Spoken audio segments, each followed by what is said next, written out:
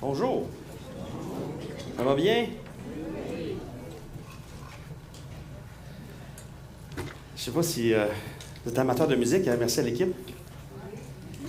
Je ne sais pas si vous êtes amateur de musique. Dans les films, là, il y a toujours une trame sonore. Hein? Il y a toujours une musique. Il y a toujours une chanson thème. Puis des fois, quand on pense à un film, il y a tout de suite la chanson thème qui nous vient en tête.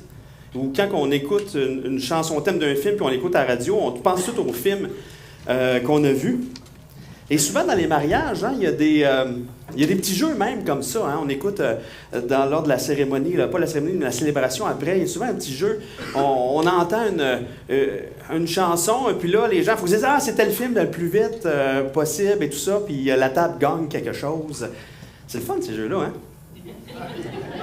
Bien, aujourd'hui, là, c'est notre anniversaire de mariage, ma femme et moi. C'est 23 ans de mariage. 23 ans de mariage, puis on va jouer un petit jeu. Dites-moi, merci, c'est quoi le film qui est relié à cette chanson-là? Grease Lightning. Hey, Titanic, c'est pas long, hein? Puis on voit tout de suite dans la tête, on voit tout de suite l'image, ils sont là devant le... Hein? Prochain jeu, Bodyguard. Vous avez retenu tout de suite Whitney Houston, hein? I will always love you. C'est mon anniversaire de mariage, hein? Fait que je peux m'énerver. Hein? Puis en plus, je tombe en vacances tantôt, fait que je suis déjà en vacances dans ma tête. Un autre. Ça va être les plus vieux qui vont savoir.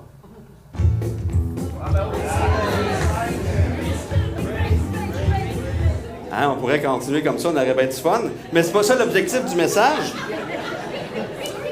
C'est juste pour vous dire qu'il y a une trame sonore pour chacun des films. Et puis, on pourrait dire aussi qu'il y a une trame sonore pour nos vies.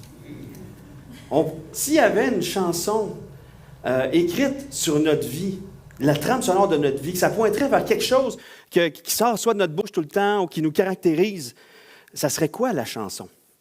Ça serait quoi la trame sonore de notre vie? Puis on va se poser cette question-là, justement, aujourd'hui, ça va être en même temps le titre du message. Quelle est la trame sonore de ma vie? S'il y avait une chanson qui était écrite sur ma vie, ça serait quoi? Est-ce que ça serait Le regard des autres de Johnny Hallyday? Est-ce que ça serait L'argent fait le bonheur des respectables? Est-ce que ça serait Travailler, c'est trop dur de Zachary Richard?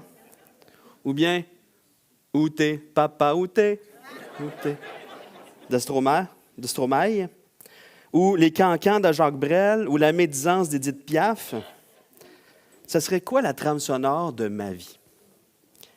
Ça peut pointer vers toutes sortes d'affaires et ça peut pointer vers des péchés dans notre vie aussi, ou des idoles de mon cœur. En tant qu'enfant de Dieu, la trame sonore de notre vie devrait être quoi? Ça devrait être l'adoration. Ça devrait être une chanson qui glorifie Dieu. Une chanson qui parle de vie, qui adore Dieu à cause d'une transformation de bouche, qui loue Dieu, qui glorifie Dieu. Des comportements qui sont le fruit d'un cœur en transformation, qui glorifie Dieu. Pourquoi ça devrait être ça? Parce que c'est le but ultime de notre vie. C'est ce à quoi on a été appelés. Dieu, dans son dessein le plus sage et le plus parfait, quand il nous a créés, connaissant sa gloire, sa grandeur, il a donné la bénédiction à des êtres de pouvoir le contempler, de pouvoir être tellement joyeux d'être en relation avec lui, dans l'adoration. C'est l'objectif de notre vie. C'est ce pourquoi on a été créé, c'est l'adoration. Et c'est la meilleure chose pour nous. Quand on est concentré à adorer Dieu, il n'y a rien de plus grand que Dieu à nos yeux, puis on dirait que tous nos soucis descendent, deviennent petits. Et si on n'est pas en train d'adorer Dieu, vu qu'on est des adorateurs, on est certainement en train d'adorer autre chose que Dieu. Ça peut être quelqu'un, ça peut être quelque chose. Et de notre bouche, ça ne sera plus des actions de grâce, de louange, pour glorifier Dieu qui vont ressortir. Ça va être peut-être l'envie, la critique, la médisance, la calomnie, l'orgueil, l'argent, le temps, les loisirs, plein d'autres affaires qui va être finalement la trame sonore de notre vie. Donc, tout plein de choses centrées sur nous et pas centrées sur Dieu. Si la trame sonore de notre vie n'est pas l'adoration, bien, on passe à côté de l'objectif de notre existence. Donc, aujourd'hui, on parle que la trame sonore de notre vie, est-ce que c'est l'adoration? Et pour nous parler de ce sujet, ce sujet le plus grand de notre vie, bien, on va prendre le plus petit chapitre de toute la Bible, le psaume 117. Donc, 2 versets. Ceux qui ont la Bible, vous pouvez tourner dans le psaume 117, sinon je vais l'avoir à l'écran. Et je me souviens, à un moment donné, on s'occupait du camp des boulots, on faisait des activités, et rendu à mon kiosque d'activités, chacune des églises avait des défis. Et là, ils sont arrivés à mon kiosque. Je disais, aujourd'hui, vous avez 10 minutes pour apprendre au complet un chapitre de la Bible, par cœur. Fait que là, tout le monde, voyons donc, c'est quoi ce défi-là? Et là, vous allez prendre le psaume 117. Et il y avait 5 minutes, 10 minutes pour apprendre le psaume 117 par cœur. Donc, psaume 117. Louez l'Éternel, vous toutes les nations. Célébrez-le, vous tous les peuples. Car sa bonté pour nous est grande et sa fidélité dure à toujours. Louez l'Éternel. C'est tout. Vraiment un petit psaume. Lorsqu'on lit un psaume comme ça, quand on est rendu là dans notre lecture, c'est facile de le lire vite, puis de passer à l'autre. Puis de lire le psaume 118, puis déjà penser qu'oh non, après ça, c'est le psaume 119. Hey boy, il faudra que je prenne plus de temps. Il faudra que je mette dans mon agenda plus de temps, parce que demain, ça va être le psaume 119, ça va me prendre la journée. C'est facile de passer vite sur un petit psaume comme ça, puis pas s'arrêter pour le méditer. Et quand on s'arrête pour le méditer, on se rend compte qu'il y a derrière ce psaume-là toute une infinité de choses pour lesquelles on pourrait vraiment s'arrêter puis glorifier le Seigneur. Et malgré qu'il est tout petit, ce psaume-là, il fait partie de la parole de Dieu. Il était inspiré de Dieu.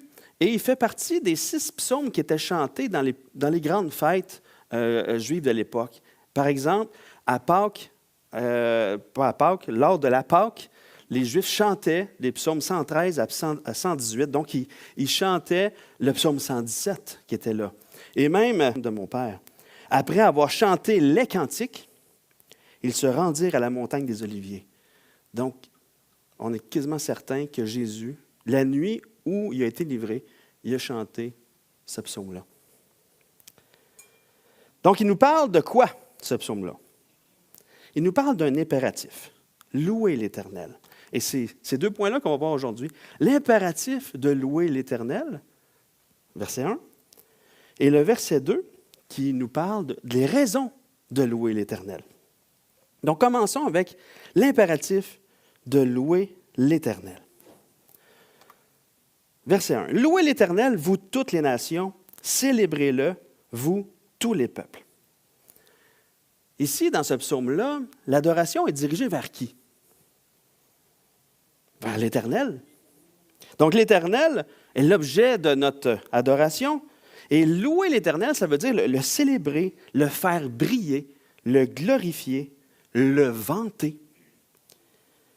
Et le mot « éternel », c'est Yahweh en hébreu. C'est Dieu, là, c'est le « je suis ». Celui qui existe par lui-même, celui qui est en dehors du temps, celui qui n'a pas de commencement, qui n'a pas de fin. C'est l'Éternel, notre Dieu, le Créateur du ciel et de la terre. Donc, c'est lui qu'on est appelé à adorer.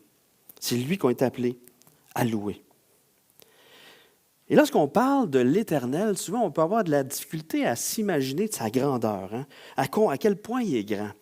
Mais Salomon, le roi Salomon, a écrit dans 1 Roi 8, 27, et dit « Mais quoi? Dieu habiterait-il véritablement sur la terre? Voici les cieux, et les cieux des cieux ne peuvent te contenir. Combien moins cette maison que j'ai bâtie? » Donc c'est le plus grand. Et l'univers entier ne peut pas le contenir.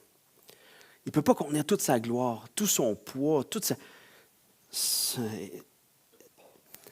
Cette semaine, je vivais des inquiétudes en lien avec certaines situations, des situations plus difficiles, et ça tournait dans ma tête, je faisais de l'insomnie, je ne dormais pas.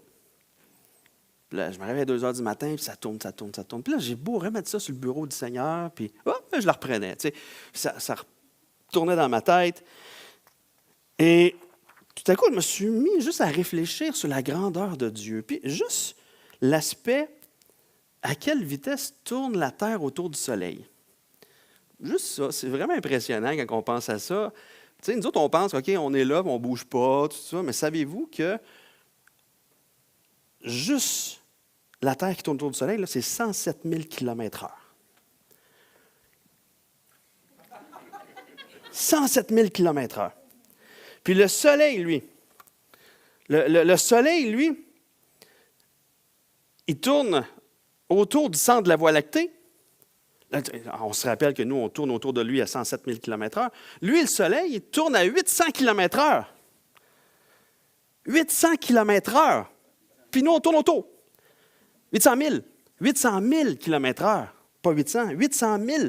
C'est comme le Soleil est un immense vaisseau spatial qui nous entraîne dans un voyage incroyable dans la Voie lactée. Ça roule. Juste un petit vidéo, juste pour nous montrer une petite affaire à quoi ça pourrait avoir de l'air. Tu peux mettre, ouais. Bon, il jamme un peu, là. Et à cause que le Soleil va trop vite. C'est pour ça. En tout cas, la vidéo montrait une genre de grosse étoile filante avec des petites planètes qui tournent autour de même, comme tout croche. Mais c'est nous, on peut l'arrêter si ça ne marche pas. C'est pas grave. On ne passera pas de temps. Mais imaginez, le Soleil, même s'il roule à 800 000 km/h dans la Voie lactée est tellement grande que ça prend 250 millions d'années pour faire un tour. Les cieux et les cieux des cieux ne peuvent te contenir. Et juste réfléchir à ça m'a amené à dormir. Pas juste compter des moutons, mais des kilomètres-heure. À ce que ma difficulté était rendue bien plus petite. Puis au lieu de m'en faire avec la situation, je me suis mis à adorer Dieu pour sa grandeur. Au travers de la grandeur de la création, on voit à quel point Dieu est grand. Au travers de la beauté de notre création, on voit à quel point Dieu est un artiste incroyable. Puis au travers de la science, on voit à quel point Dieu a une sagesse infiniment variée. L'adoration est dirigée vers l'Éternel. Louez l'Éternel. Notre Dieu est celui qui est au-delà de tout ce que nous pouvons imaginer.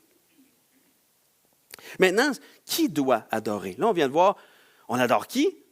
L'Éternel. Qui doit adorer? On revient au verset. Louez l'Éternel, vous toutes les nations, célébrez-le, vous tous les peuples. Les personnes qui doivent adorer ici sont toutes les nations, tous les peuples. Dans le langage qui est là, il y a une progression. Il part de large, les nations, il s'en va vers le plus petit, les peuples. C'est comme si, louez l'Éternel, vous les Canadiens, louez l'Éternel, vous les Québécois, vous les Ontariens. Vous, il part de large, puis il descend. Il part du plus large pour aller au plus restreint. Donc, l'impératif d'adorer est dirigé vers tout le monde. Et qu'est-ce qui est intéressant, c'est le mot pour nation en hébreu fait souvent référence aux nations non juives. Et c'est les Juifs qui devaient chanter ce chant-là. Ça fait partie des psaumes. Les Juifs, à cause qu'ils étaient le peuple choisi de Dieu pour les représenter sur terre, ils avaient tendance à mépriser, à être hautain un peu, mépriser les autres nations. Puis, ils les regardaient de haut. Mais on le sait que dans la promesse faite à Abraham depuis le début, il dit, tu vas être une bénédiction pour toutes les nations. Ta descendance sera une bénédiction pour toutes les nations. Je te bénirai, tu seras une bénédiction pour toutes les nations. Donc, Dieu veut bénir Israël pour qu'elle soit une bénédiction pour les autres nations, mais Israël avait en général perdu de vue cet aspect-là d'être une bénédiction. Et les autres, ils disaient, nous, on est des adorateurs de Dieu, pas vous. Mais l'objectif, c'est que toutes les nations, juives ou non juives, deviennent des adorateurs. Et l'apôtre Paul, dans dans le Romains 15, versets 8 à 11, va dire « Je dis en effet que Christ a été serviteur des circoncis pour prouver la véracité de Dieu en confirmant les promesses faites au Père. » Donc, Jésus, on va le voir plus tard, a accompli tellement de promesses. « Tandis que les païens glorifient Dieu à cause de sa miséricorde, selon qu'il est écrit. C'est pourquoi je te louerai parmi les nations et je chanterai à la gloire de ton nom. » Il est dit encore, « Nations, réjouissez-vous avec son peuple. » Et encore, là, il va citer le psaume 117. « Louez le Seigneur, vous toutes les nations, célébrez-le, vous tous les peuples. » L'objectif de Dieu, c'est que tous les peuples, toutes les nations louent l'Éternel. Donc, cette tâche-là, cet impératif-là, s'adresse à tous. Et le point central n'est pas Israël. Le point central, c'est l'Éternel. Tout habitant de la terre existe pour louer l'Éternel. Et ça ramène Israël dans l'humilité. Ça les ramène à redevenir cette bénédiction pour les nations, en présentant l'Éternel aux autres.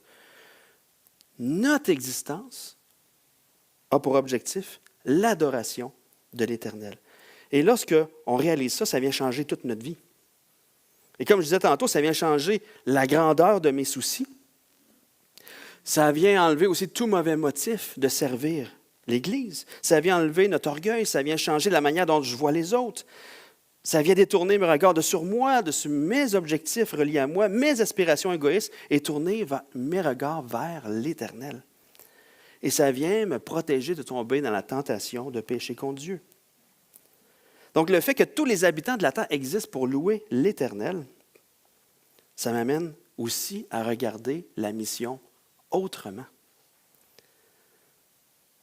L'objectif premier, quand on a cet objectif d'adoration-là, puis quand on est conscient que l'objectif de vie de tout être humain, c'est d'adorer l'Éternel, bien, mon objectif premier va être d'amener les autres à adorer l'Éternel.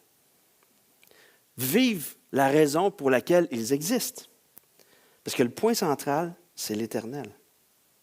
Le point central, c'est qu'eux aussi soient en train d'exercer la tâche pour laquelle ils ont été créés.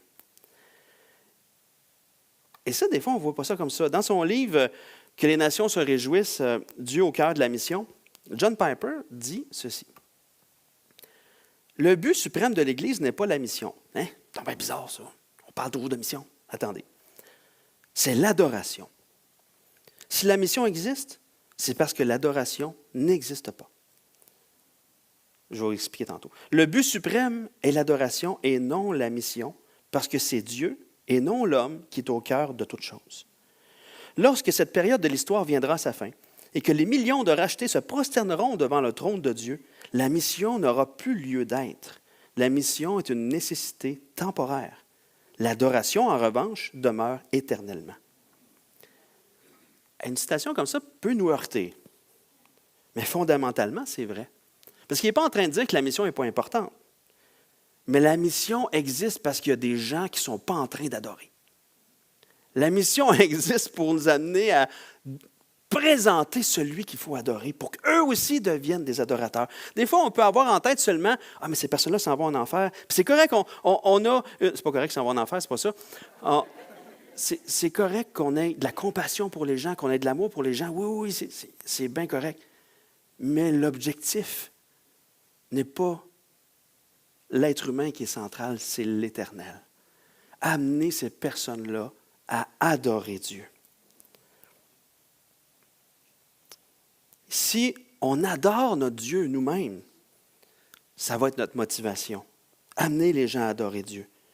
L'adoration devient le moteur et l'objectif de la mission.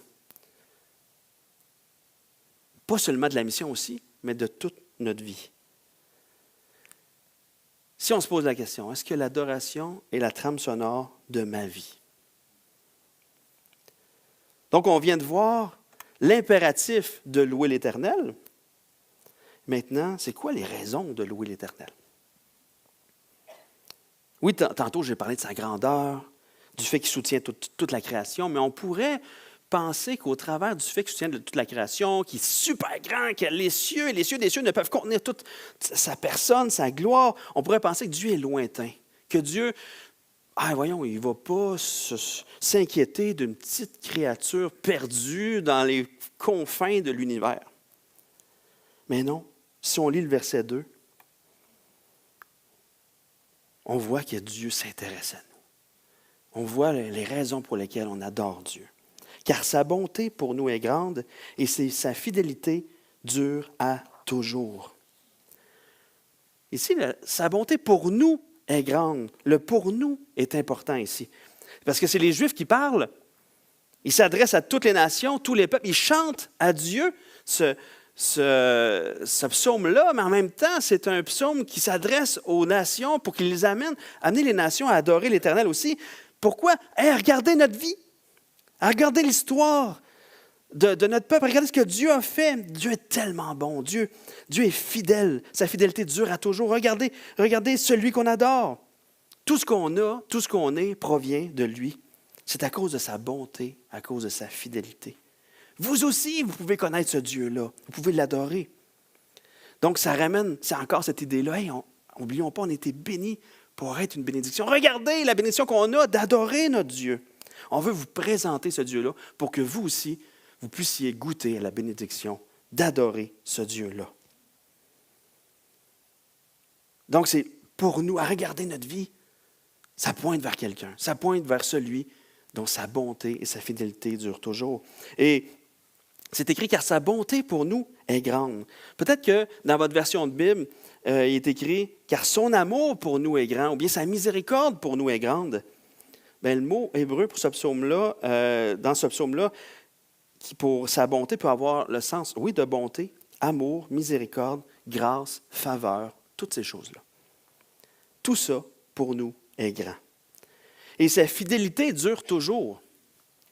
Peut-être que dans votre version de Bible, c'est « et sa vérité dure toujours ». Bien, le mot hébreu qui est traduit ici par fidélité ou vérité a les deux sens. Parce qu'il y a le sens que l'Éternel tient ses promesses. Il tient ses promesses. Dieu il est fidèle. Il tient ses promesses et ses promesses sont la vérité. Ses promesses s'accomplissent. Elles vont s'accomplir. Elles se sont accomplies. Donc, le peuple d'Israël est en train de dire, regardez à quel point notre Dieu est bon et fidèle. Et l'histoire d'Israël le démontre. C'est une démonstration de la bonté, de la patience, de l'amour. On pourrait peut-être dire beaucoup de la patience. La fidélité de Dieu qui tient ses promesses.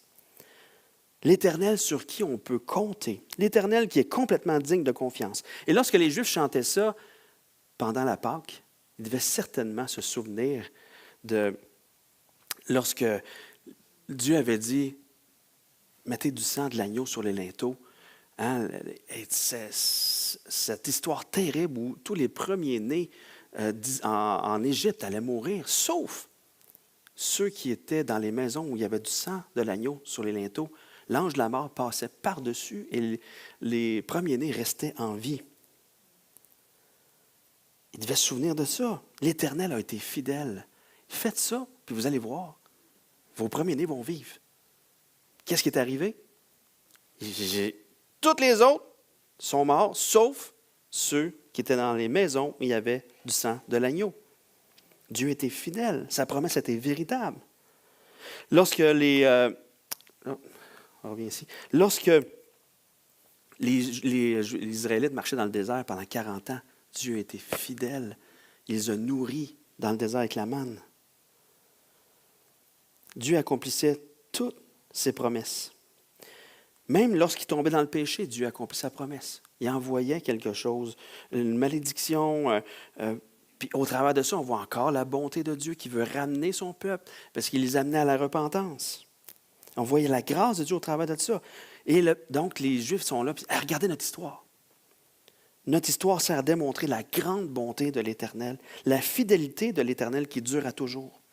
Donc, le psaume 117 est un rappel pour les Juifs qui sont des adorateurs de l'Éternel et c'est un appel pour ceux qui ne sont pas des adorateurs à devenir des adorateurs de ce Dieu bon et fidèle-là.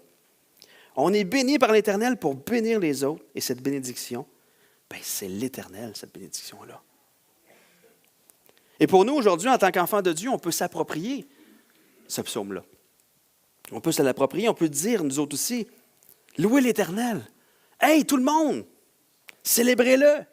grands et petits, car sa bonté pour nous est grande et sa fidélité dure à toujours. On peut se l'approprier parce qu'au-delà de la nation d'Israël, au travers de laquelle les autres nations pouvaient rencontrer aussi l'Éternel, avant même tout ça, Dieu avait donné une promesse à Adam et Ève quand le péché et la mort est entré dans le monde. Hein? Il avait dit, sa descendance t'écrasera la tête, tu lui blesseras le talon. Ça réfère carrément à la mort de Jésus sur la croix. Et Dieu avait choisi Israël pour être que la descendance, ça soit Jésus. L'apôtre Paul fait la démonstration dans Galates. Jésus est cette descendance-là. Et toutes les nations seront bénies en sa descendance. C'est Jésus. Jésus, c'est le Messie promis. Le Messie promis pour terrasser le péché et la mort. Donc, la bonté de Dieu pour nous est grande et sa fidélité dure à toujours. Jésus était la démonstration de la bonté de Dieu et de sa fidélité. Jésus est en train de démontrer à quel point Dieu est bon pour l'humanité. Donc, Dieu est tellement bon qu'il a envoyé Jésus-Christ mourir sur la croix pour nous. Et son sacrifice démontre le plus grand amour, la plus grande miséricorde, sa plus grande bonté envers nous. La venue de Jésus démontre aussi sa fidélité à toutes ses promesses, parce que Jésus, quand il est venu, là, il a accompli plus de 300 prophéties de l'Ancien Testament. Certains chercheurs vont dire 351 prophéties de l'Ancien Testament que Jésus a accompli. Juste quelques exemples. Le lieu de sa naissance était prophétisé. Jésus est né exactement là où les prophéties l'annonçaient. Le montant d'argent que Judas a eu quand il a livré Jésus, c'était prophétisé aussi, 30 pièces d'argent. Le fait qu'il y aurait les mains et les pieds percés avait été prophétisé aussi. Sa résurrection avait été prophétisée. Au travers de Jésus, l'Éternel a démontré sa grande bonté, son amour, sa fidélité en ses promesses. On est des adorateurs de l'Éternel. Un jour, on a rencontré l'amour, la bonté, la fidélité de Dieu au travers de l'œuvre parfaite de Jésus-Christ accomplie à la croix. L'objectif du sacrifice de Jésus, c'est d'amener des êtres pécheurs perdus, des gens centrés sur eux, ennemis de Dieu, à devenir des adorateurs de Dieu, qui vivent justement pour la raison pour laquelle ils ont été créés, être ces adorateurs-là. On était souillés par le péché, on ne pouvait vraiment pas jouer ce rôle-là parce qu'on ne pouvait pas entrer en relation avec Dieu.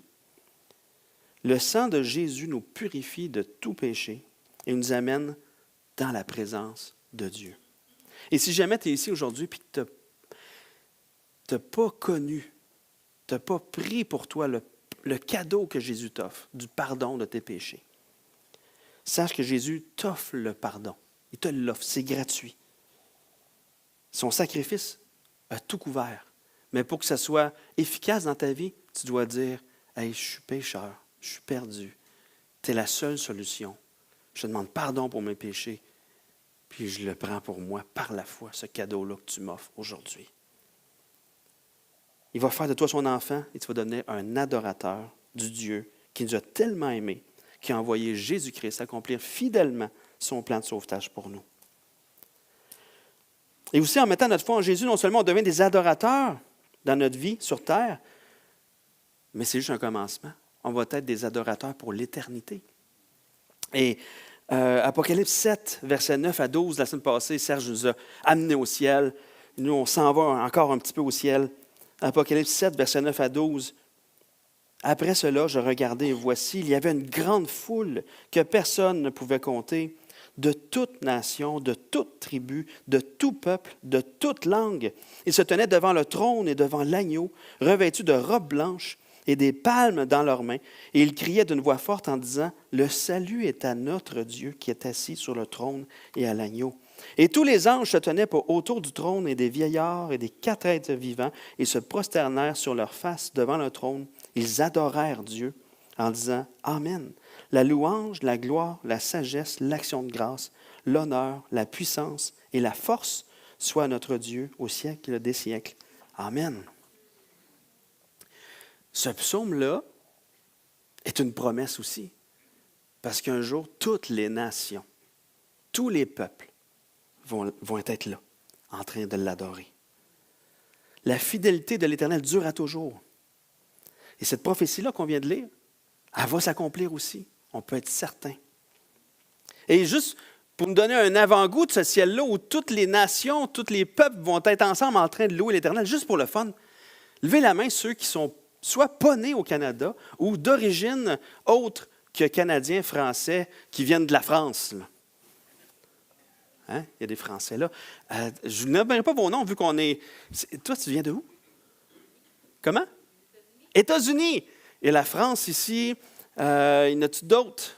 Levez la main. Oui, il y a la Colombie. J'ai vu des gens tantôt, oui. Oui, la Suisse. Il y a la Suisse. Oui, en arrière. Dites-le fort. Votre provenance. Comment? La Centrafrique. Et en arrière aussi? Nord-Afrique. Non, c'est le fun, hein? Y en a-t-il d'autres? Il y a Eric qui va dire « Québécois! » C'est bon, c'est bon. La planète Mars! C'est bon. Mais déjà, on est un échantillon du ciel aujourd'hui, avec des nations différentes, des peuples différents. Cette promesse-là va s'accomplir. Elle est en train de s'accomplir. Nous-mêmes, on fait partie des nations, selon ce psaume-là. Et on est tous mélangés, les Québécois, c'est fou, hein? Dans mon arbre généalogique, il y a de l'Écossais, de l'Irlandais, de l'Amérindien, il y a plein d'affaires. Moi, je suis un pâté chinois.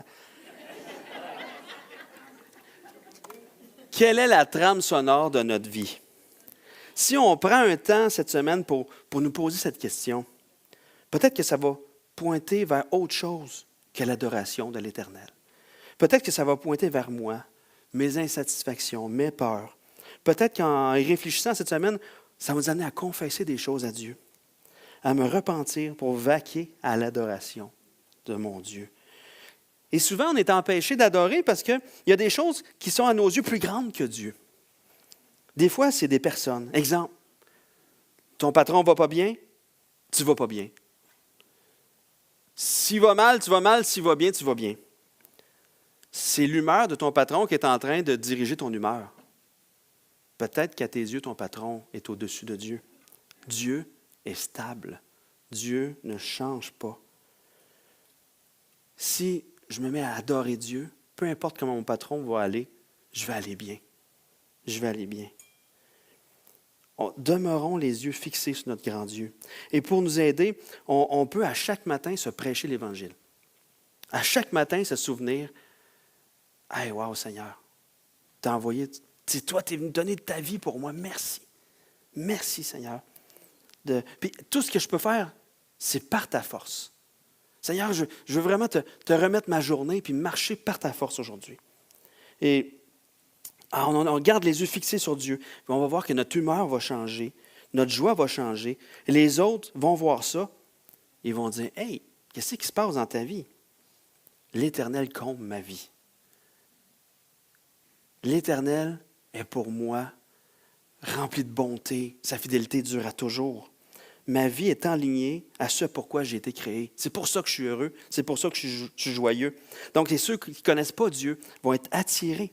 Ils vont voir à quel point sa bonté est grande, sa fidélité dure à toujours au travers de notre vie. Et je vais conclure, je vais inviter Normand à aller chercher les ados, je pense. Et je vais conclure par la lecture de la dernière partie du verset 2, « Louez l'Éternel ». Louer l'Éternel. Ça finit comme ça. Ça commence par louer l'Éternel, ça finit par louer l'Éternel. Et je vais inviter Gabriel à nous apporter le repas du Seigneur. Quoi de mieux pour nous prêcher l'Évangile que de prendre ensemble le repas du Seigneur? Pendant que Gabriel s'installe, je vais prier. Seigneur, tu es fidèle, tu es bon pour nous, ta fidélité dure à toujours. Seigneur, tu es vraiment digne de toute notre adoration, de notre louange. que nos cœurs soient constamment tournés vers toi. Seigneur, c'est toi notre bonheur. En dehors de toi, il n'y a plus de but dans la vie. Il n'y a plus rien. Pas juste pour nous, mais parce que te connaître remplit nos cœurs de joie.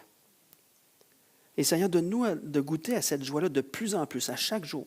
Fais le ménage dans nos cœurs, dans nos vies, pour que la trame sonore de notre vie soit vraiment l'adoration, Seigneur.